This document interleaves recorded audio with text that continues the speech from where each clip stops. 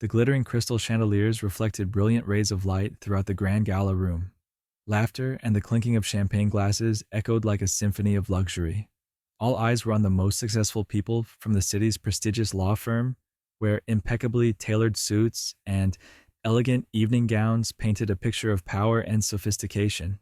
I, Ethan Wallace, stood in the wings, adjusting my tie and staring at the small USB drive in my hand. Today, I was not the devoted husband or the model father that everyone knew. I was here to end the perfect drama that Olivia, the wife I once loved, had created. They didn't know it, but in just a few minutes, the truth would be revealed, and everything she and Graham Black, her colleague, had built would come crashing down. Sandra Collins, the law firm's managing director, stepped onto the stage. With a professional smile, she took the microphone, her deep voice captivating everyone. Ladies and gentlemen, before we continue with the fundraising auction, I would like to introduce a special guest, a man who is not only an excellent businessman, but also a wonderful husband, always behind the success of Olivia Wallace, Ethan Wallace. There was a thunderous applause as I stepped onto the stage, but it was all a distant echo. My heart was pounding, not from nervousness, but from anticipation. I took a deep breath, keeping my eyes focused on the audience. Olivia stood in the front row, her familiar smile on her face, but I could see the tension in her eyes.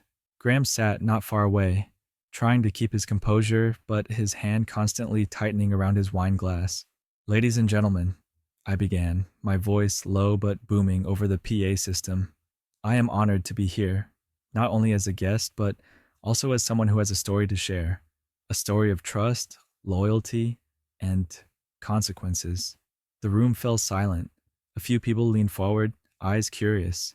Olivia frowned slightly, a wry smile on her face. I pressed a button on the laptop, and the first photo appeared on the large screen behind me. The photo shows Olivia and Graham walking out of the Four Seasons Hotel. The timestamp is clearly a Thursday afternoon, when Olivia had told me she was going to a strategy meeting with a client. A murmur of dismay began to spread around the room. Olivia stood up, her eyes wide with horror. "Ethan, what are you doing?" Her voice cracked, but I didn't stop. I pointed at the screen. "Here is the truth I want to share. For the past year, Olivia, the wife I trusted, has been cheating on me. Not only with her co-workers, but also with the help of our daughter, Emily." The room froze. The distant sound of a wine glass shattering added to the tension. Olivia stammered, "That's not true. You're misunderstanding." But her voice was drowned out by the images that flashed across the screen. Hotel bills, fancy restaurant receipts, and ambiguous text between her and Graham. I turned to the audience, my voice firm. "I spent 20 years building a family, a future for this woman and our daughter. But all that time, they took advantage of my trust, made a fool of me. And now, I will not let them continue to live a lie." Olivia walked toward the stage, her high heels clicking loudly on the wooden floor. "Ethan, you're ruining everything. Please stop." I looked straight into her eyes, feeling the devastation in that desperate gaze. "Olivia, you ruined everything. I'm just getting it right." Graham, unable to keep his composure, rushed forward. "You can't do this. This is between us, not in front of this entire community." I turned to him, a cold smile on my lips. "Yes, between us, but I want everyone to know the kind of people you really are." I pressed the last button, and the screen displayed messages between Graham and Olivia, detailing the money Emily had taken from my account to cover up for them. Some of the messages even included mockery of my blindness. The room erupted into chaos. A few people stood up and left their seats. Sandra approached me, her expression stunned. "Ethan, is this necessary?" I looked at her, my voice firm. "Sandra, this is needed now more than ever. People like them don't deserve to continue deceiving anyone." As I left the stage, Olivia stood there, tears streaming down her cheeks. She tried to take my hand, but I coldly pulled away. "Ethan, please." Her voice broke, but I didn't respond. Passing Graham, I paused for just a second. "Congratulations, Graham. You lost more than you thought." I left the gala, leaving behind the noise, the whispers, and the eyes on Olivia and Graham. The cool night air brushed my face, and for the first time in months, I felt free. This was just the beginning.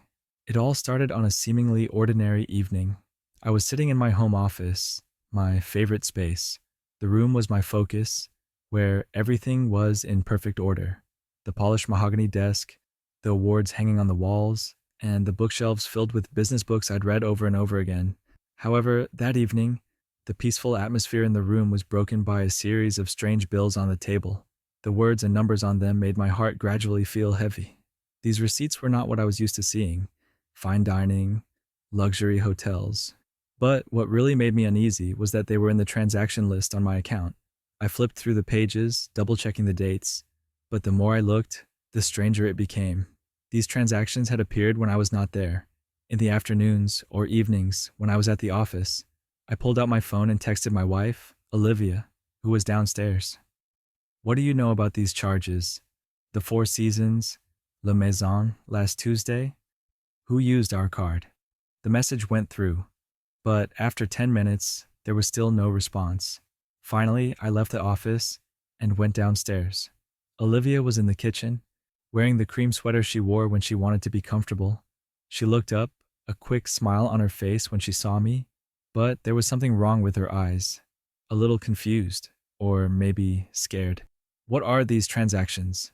I handed her the bills, my voice calm but my eyes never leaving her face. Olivia glanced over them and chuckled. It must be a mistake. I'll double check. It could be a system glitch. You know, banks do that sometimes." A quick explanation. But strangely, her hands were shaking as she placed the bills on the table. I said nothing more, just nodded and went back to the office. A feeling of unease began to grow in my heart. In the days that followed, everything seemed to return to normal.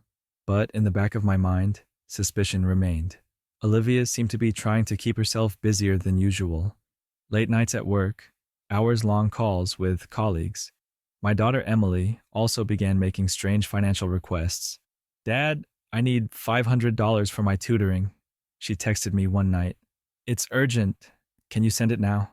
Emily had never been a spendthrift. I had taught her to manage money from a young age.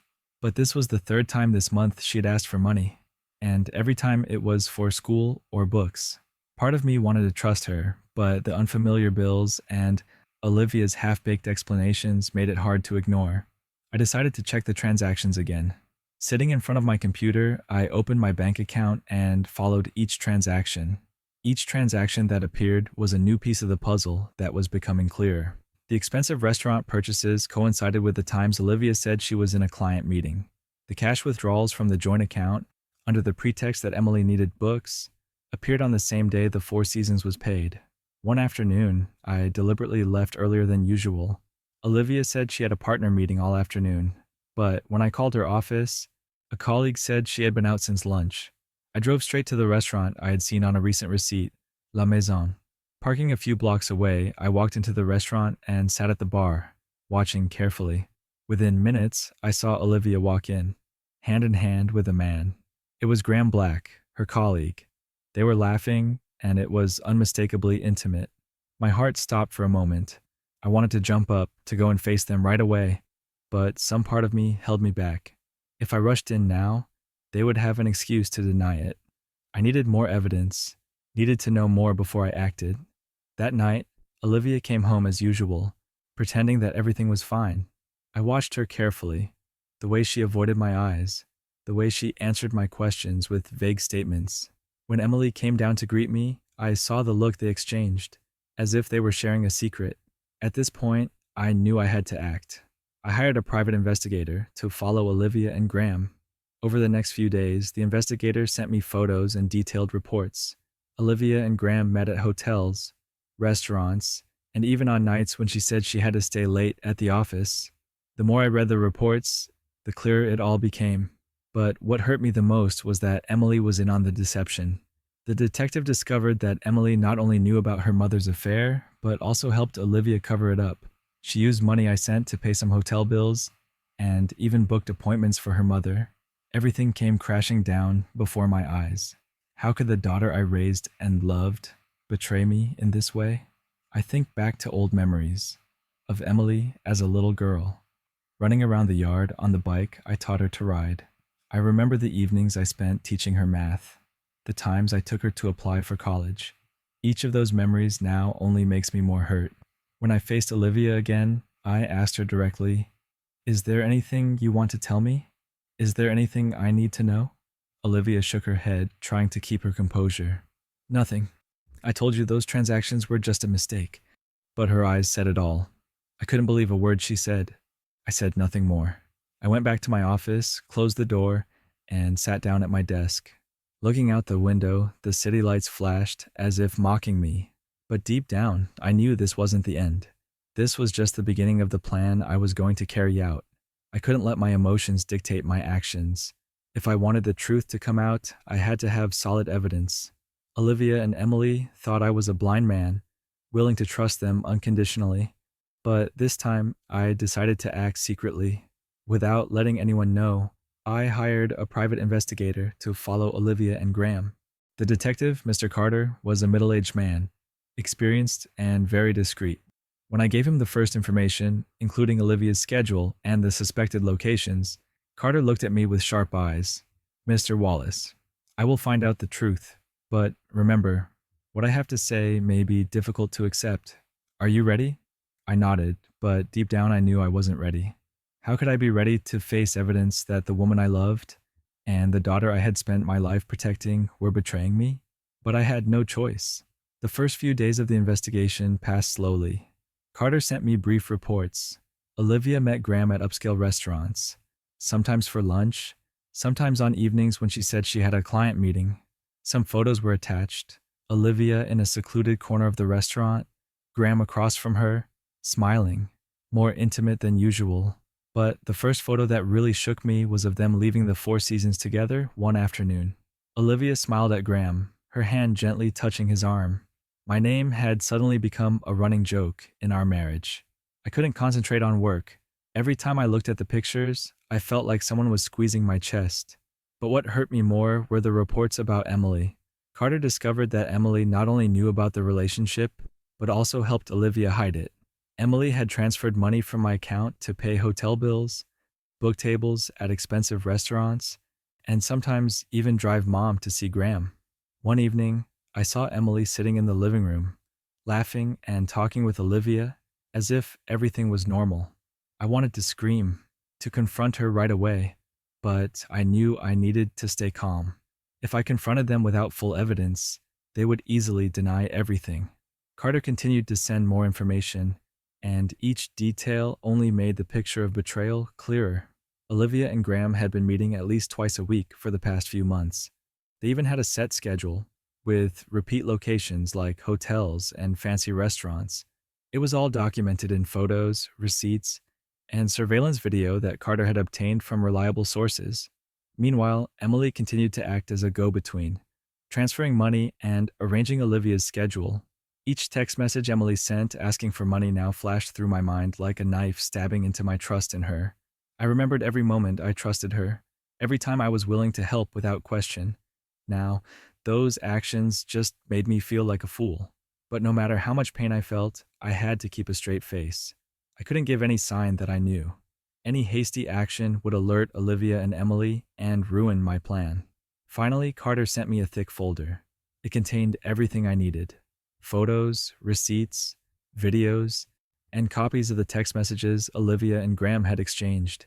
Each piece of information came together to form a complete picture, a picture that left no room for excuses or lies. I sat in my office staring at the file on my desk. Images danced in my head, each detail screaming at me, mocking the blind trust I'd placed in Olivia and Emily. But as the pain washed over me, I realized one thing.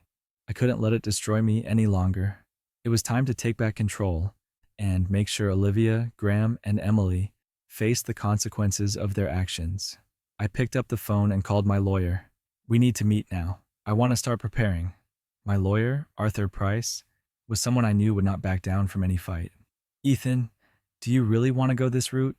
Once you start, there's no going back," he said over the phone. I nodded, even though I knew he couldn't see. I had no choice. They destroyed everything I believed in. Now it's my turn. After gathering enough evidence from the detective and the lawyer, I began to implement my plan step by step. I knew that to win, I needed not only the truth, but also the most effective way to use it. I spent an evening going through all my bank accounts, credit cards, and transactions. Every small expense, from my morning coffee to my high end restaurant bill, was scrutinized. The overlap in timing and location between these transactions and Olivia and Graham's meetings was too obvious to ignore. Most notable were the regular transfers from my account to Emily's, a series of transactions that spanned 6 months, totaling thousands of dollars. Each transfer was accompanied by a seemingly reasonable reason: tuition, supplies, books. But I now knew they were lies. One evening, I received a text message from Emily. "Dad, I need $300 for my makeup exam fee. They said it's due today. Can you wire it now?" I stared at the phone screen, feeling a mixture of anger and hurt. I wanted to believe that she was a victim, manipulated by Olivia, but with every piece I pieced together, I knew that Emily was responsible for this too. "I'll think about it," I replied curtly. Then I didn't transfer the money. I wanted to see what Emily would do if she was rejected. Just a few hours later, I heard her footsteps on the stairs, heading straight to my office. Emily knocked on the door, her face a little worried, but still calm. "Dad, I'm sorry to bother you, but this is important. I really need that money." I looked up at her. "Emily, Dad has sent you a lot of money over the past few months. Can you explain what it is? What is the $300 retake fee?" Her eyes widened. That's the retake fee for economics. The professor said I need to improve my grades if I want to keep my scholarship." The lie was clumsy. Emily had never struggled in school, and I knew it. But I didn't call her out on it. I just nodded, pretending to consider it. "I'll think about it. Go to bed early." The girl left, and I sighed silently. I felt not only disappointed, but also lost. How could a child I had placed all my trust in deceive me like this? The next day, Detective Carter sent me a new file. It contained a recording, a conversation between Olivia and Emily. They were discussing the cover-up of the money and Olivia's schedule of meetings with Graham. Emily's voice came through the recording.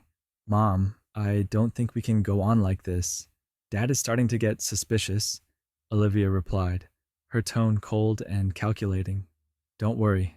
Your father isn't subtle enough to find out. Just stick to the plan. Everything will be fine."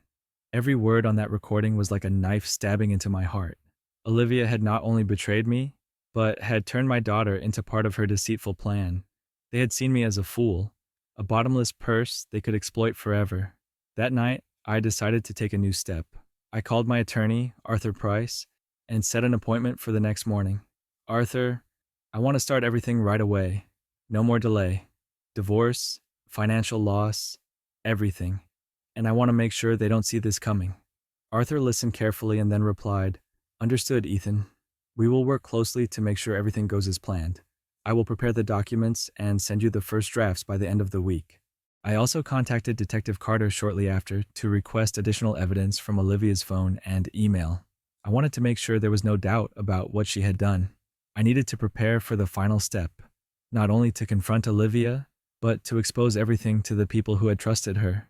In the following days, I continued to play the role of a normal husband and father, hiding all my emotions behind smiles and casual words. But inside, each step of my plan was gradually completed. I knew that once the truth was revealed, there would be no turning back for Olivia, Graham, and Emily. And as painful as it was, I knew it was the only thing I could do to regain my own justice. I knew that exposing the truth could not be based on emotions alone. Olivia and Graham were smart people, calculating every step to hide their betrayal. If I wanted to overthrow them, I needed to prepare a plan meticulously, precisely. There was no room for error. My first step was to make sure Olivia and Emily could not continue to take advantage of my finances. From Detective Carter's information, I had a clear picture of every transaction and where the money was going. The next morning, I called the bank and requested that Olivia and Emily's access to all joint accounts be terminated. "Do you want to notify the co-owners?" the banker asked. "I want everything done immediately without any warning," I replied, my voice calm but cold. Within hours, all of Olivia and Emily's accounts were frozen. I canceled all the credit cards involved and transferred all the money from the joint account to a personal account in my name. I also adjusted the ownership of all valuable assets, including the house we lived in. At noon, I got a text from Emily. "Dad, My card isn't working anymore. Is there a problem? I simply replied, I'll check. A short lie, but I've learned to use it now as they did to me. Immediately after completing the financial protection, I met with my lawyer, Arthur Price. We sat in his office, surrounded by stacks of documents and contracts. Ethan, are you ready for the next step? Once we do, she'll know you found out, Arthur said, his eyes sharp but professional. I'm ready, I replied, without hesitation. I want everything done quickly and thoroughly. There's no room for mercy. Arthur began to list the steps that needed to be taken: divorce, division of assets, and how to handle custody, even though Emily was an adult. Most importantly, we planned to release Olivia and Graham's evidence at the appropriate time. The goal was not just to end the marriage, but to expose their true colors to the entire community they had worked so hard to create. I asked Detective Carter to continue gathering evidence. He provided me with recordings of phone calls between Olivia and Graham, where they discussed how to keep their relationship a secret. One conversation stuck with me. Graham: do you think Ethan knows anything? Olivia: no, he never suspected anything. Ethan was too naive to realize. Those words were like a knife stabbing into my heart, but I didn't let them shake me. I saved all the messages, receipts, and pictures in an encrypted folder, ready to use when needed. A week later, I received an invitation to the gala of the law firm where Olivia worked. It was a big event, bringing together all the partners, clients, and senior staff. I realized this was the perfect opportunity to put my plan into action. I began to prepare a speech, not to glorify anyone, but to expose the truth. In the speech, I would use all the evidence I had gathered to show Olivia and Graham's betrayal, along with Emily's complicity. I didn't need to do this for personal vengeance. I wanted them to face the consequences of their choices. A few days before the gala, Olivia began to realize that something was wrong. She tried to probe me, but I only responded with vague sentences. I maintained my normal attitude, not showing any emotion. But in her eyes, I saw growing anxiety. Emily, on the other hand, began to show more restlessness. She knocked on my office door one evening, her face full of tension. Dad, what happened to my account? The card still doesn't work, and I can't access my bank account. I looked her straight in the eye. I told you, it's probably a system error. Don't worry. But my words weren't enough to calm her down. As Emily left, I heard her whispering to Olivia in the living room. They knew something was up, but they couldn't have guessed how well I'd prepared. The night before the gala, I opened the evidence folder on my computer and did a final check. The photos, messages, and recordings were all in chronological order. I made sure there were no mistakes. Everything was perfect. I said to myself, tomorrow, all the truth will be revealed. They think they can hide it forever, but no one can escape the consequences. I no longer felt the pain I had before. Instead, there was a strange calmness, like the feeling before a battle you know you're fully prepared for and cannot lose. As I turned off the lights and lay down on my bed, I felt something I hadn't felt in months: control. For the first time in a long time, I felt in control of my own destiny and the destiny of those who had betrayed me. The gala took place on a cool autumn night, with an atmosphere filled with luxury and elegance. The lobby of the Grand Hyatt Hotel, where the event was held, was lit up by crystal chandeliers. Guests in black suits and gorgeous evening gowns, holding glasses of champagne, chatted to the soft sounds of classical music. Outside, a series of luxury cars lined up, bringing important figures from the legal and business world. I walked into the lobby in my perfectly tailored black tuxedo. The cool air from the air conditioning mixed with the laughter and chatter made me feel like I was entering another world. A world that Olivia had tried to create to hide her true face. Looking around, I saw Olivia standing in the center of the crowd, shining in her glamorous black evening gown, the perfect posture of a successful woman. I noticed Graham, standing not far away, talking to a group of young lawyers. He exuded an air of invincibility, but I knew that in a few hours that confidence would disappear. Olivia saw me from afar. Her eyes flashed with surprise, but quickly regained composure. She stepped closer, a familiar smile on her lips, the smile that had once made me believe that everything was okay. Ethan, I didn't expect you to come. Why didn't you tell me? Olivia said, her voice sweet but tinged with tension. I wanted to surprise her. I replied, not taking my eyes off her. It was a great gala. You and Graham must have worked hard. The name Graham made her pause for a split second, a small reaction that didn't escape my notice. Well, the team has put a lot of work into preparing. I hope you enjoy the evening. You'll definitely enjoy it, I said, emphasizing each word, especially the special speech. She tilted her head, eyes searching. Speech? I don't remember you being on the list. Oh, Sandra added me to the list last minute. You know, Sandra is always generous. I chuckled, leaving Olivia standing there with a confused look. I walked toward the bar, watching Graham from a distance. When his eyes met mine, his smile faded. He stepped forward, trying to remain polite. Ethan, buddy, long time no see. Didn't know you were coming tonight, Graham said, shaking my hand awkwardly. Sure, Graham. This is a big deal, isn't it? I replied, keeping my voice even. It should be a night to remember. Graham squinted at me, trying to figure out what I meant. But before he could respond, a voice rang out from the main stage. Ladies and gentlemen, let us begin our speeches. And first, I would like to invite a special guest to the stage, Mr. Ethan Wallace. All eyes were on me.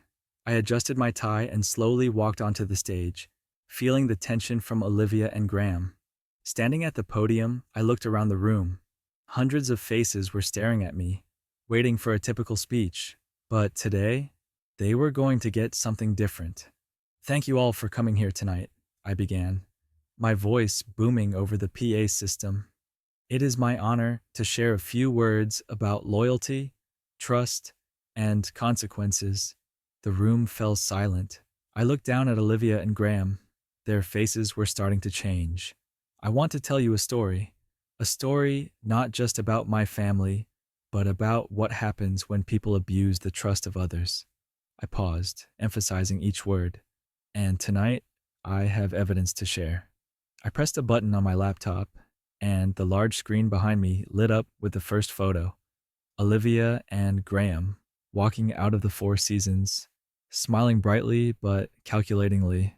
Below, the time and place were clearly marked. The room fell silent, save for a few murmurs.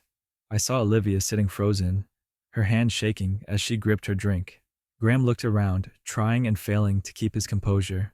I spent years trusting this woman, I said, pointing at Olivia. And all that time, she used my trust to hide an affair with a coworker of hers. The next images appeared, receipts from high-end restaurants, photos of them together in places that should not have been reserved for two colleagues. The murmur in the room began to grow. But what hurts me more, I continued, is that they not only betrayed me, but also dragged my daughter, Emily, into it. They used my money to pay for the meetings. And Emily, the person I trusted the most, helped my mother hide it all. The final image appeared, bank transactions and texts between Olivia and Emily. The text said it all: lies, manipulation, and betrayal. The room exploded. Whispers, small screams, and shocked looks filled the air. I looked down to see Olivia standing up, her mouth unable to form words. Graham took a few steps forward, as if to stop me, but his eyes were filled with panic. I held my position on the stage, ready for what was coming next. This was just the opening act. The real storm was yet to come. The murmurs in the auditorium gradually turned into a chaotic storm. Olivia rushed onto the stage, her eyes filled with fear and despair. She raised her hand as if to stop me, her voice trembling as she said, "Ethan, stop. This is not the place for this." I turned back to face her, keeping my voice cool and calm. "Olivia, I think this is the perfect place. All the people who matter most to you are here. Your colleagues, your partners, even your clients. They need to know who they're dealing with." She stammered, her eyes flashing with confusion and shame, but I didn't let her continue. I turned back to the microphone, looking straight at the crowd. I didn't want to do this, but when the truth has been distorted for so long, it's time to bring it out into the light. I pressed a button on my laptop. A recording filled the auditorium, a conversation between Olivia and Graham that Detective Carter had recorded. Olivia's voice rang out confidently. "Ethan will never find out. He's too naive to understand what's going on." Then Graham's voice, low and calculating, "We just need a little more time. When things are stable, no one can touch us." The room erupted. Some sat in silence, others began to talk amongst themselves. I saw Sandra, the law firm director, stand up, her eyes blazing with rage at Olivia and Graham. Graham tried to regain control. He stepped onto the stage and interrupted me. "Ethan, enough. This is just a misunderstanding. We can talk like grown men." I turned to look at him, the anger in my heart now replaced with contempt. A misunderstanding? These photos, these receipts, these recordings? You call this a misunderstanding, Graham? I looked straight at him, my voice resolute. You not only destroyed my family, but also dragged my daughter into your dirty plan. Do you think I will let this go easily? Graham didn't answer. He stood there, his face pale, his confidence gone. Olivia was no better. She knelt in front of the stage, her eyes red, tears streaming down her face. "Ethan, please, don't ruin us like this," she sobbed. But her words only made me more certain of my decision. I turned to Sandra, who was standing next to the other senior partners of the law firm.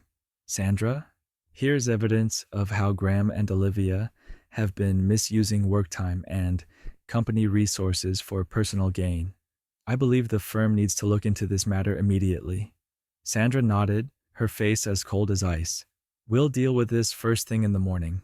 Graham, Olivia, you two, prepare yourselves." I left the stage, leaving Olivia and Graham to face the consequences. As I stepped off the stage, everyone's eyes followed me, a mix of shock and respect. I didn't care. All I cared about was that Olivia and Graham were finally exposed to everyone. As I passed Olivia, she reached out to grab me. "Ethan, please, don't do this to Emily. She doesn't deserve to be dragged into this."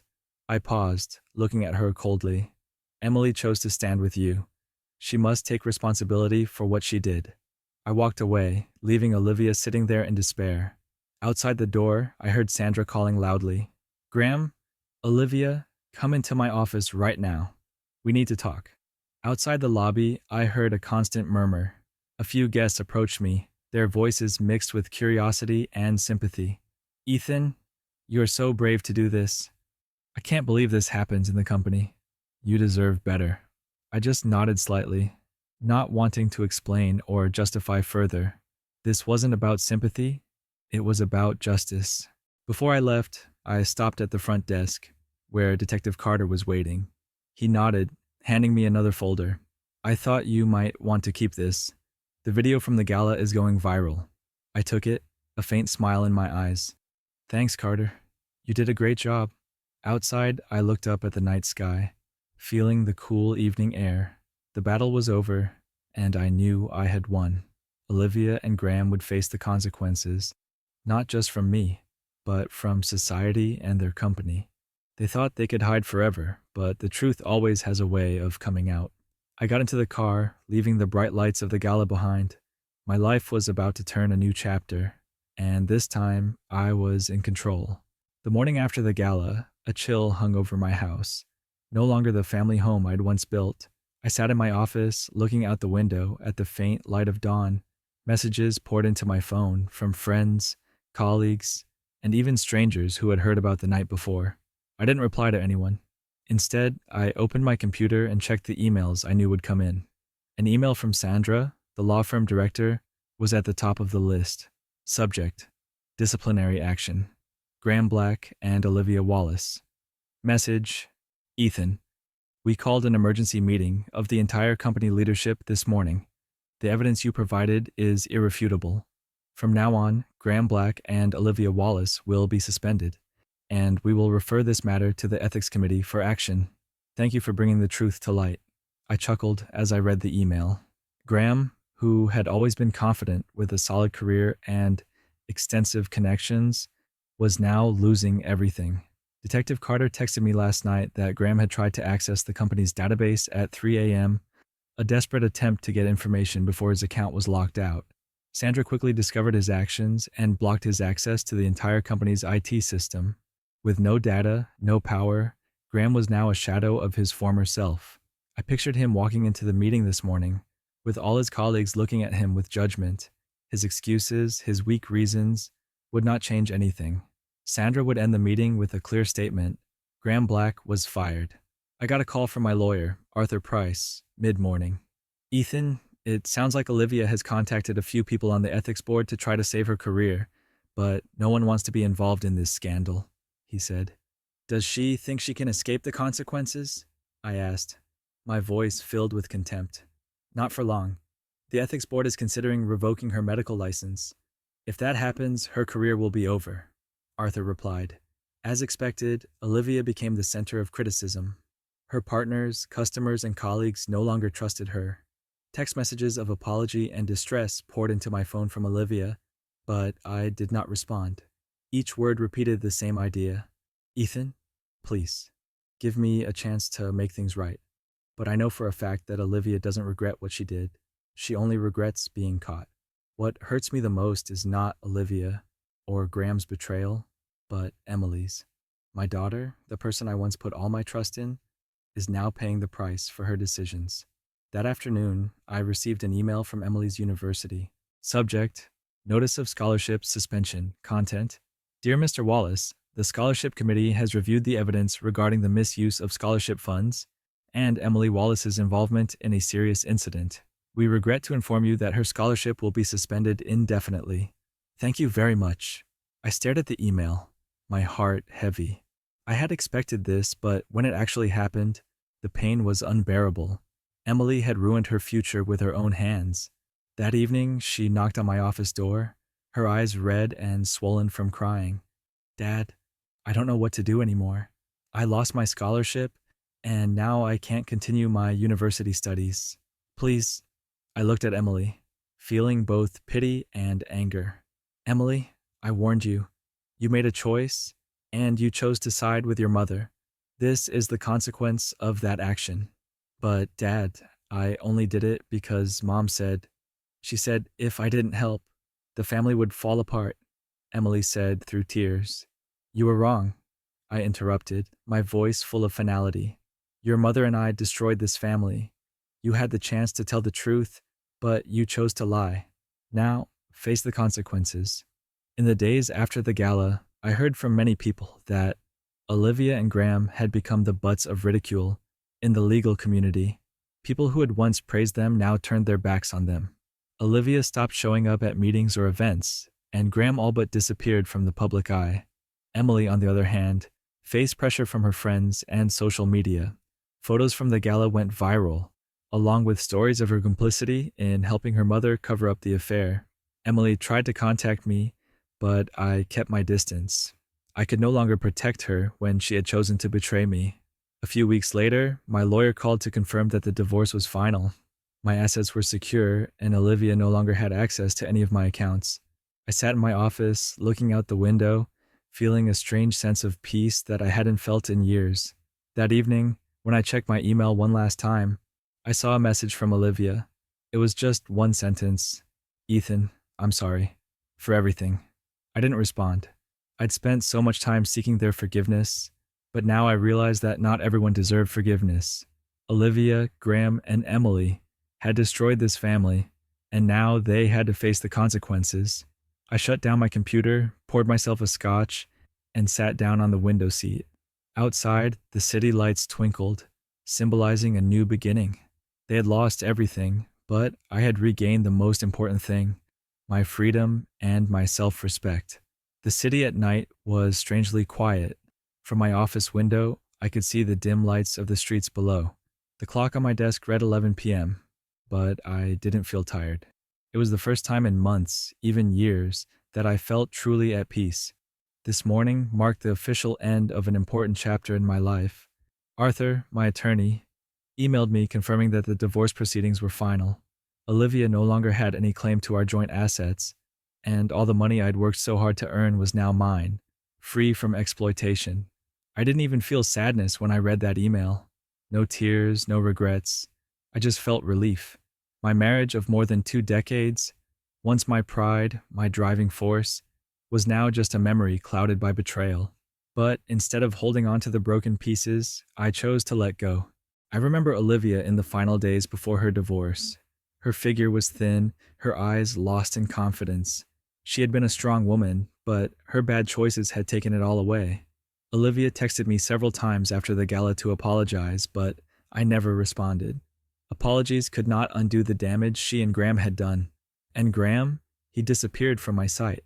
The law firm not only fired him, but reported him to the ethics board for misconduct. I heard he tried to contact a few other law firms, but none would accept him. Graham is now a failure. His reputation and career gone. The only person who bothered me in all of this was Emily. After her scholarship was suspended, she tried to contact me many times. Each time it was a message begging for forgiveness, a promise to change. One evening, Emily knocked on my office door, her eyes red from crying. She was no longer the confident girl I had known. Instead, she was a broken, remorseful figure. "Dad, I know I did wrong. I let you down.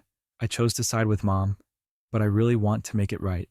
Please give me another chance," Emily said, her voice trembling. I sat in silence for a few minutes, looking at the daughter I'd loved and been so proud of. Though it hurt, I knew that my love for Emily remained. But I also knew that love could not hide the truth. "Emily, I can't change the past. You did wrong things, and the consequences are inevitable. But if you really want to make things right, I'll give you one chance. One chance only." Emily's face lit up. "Dad, I'll do anything. I want to prove that I can change."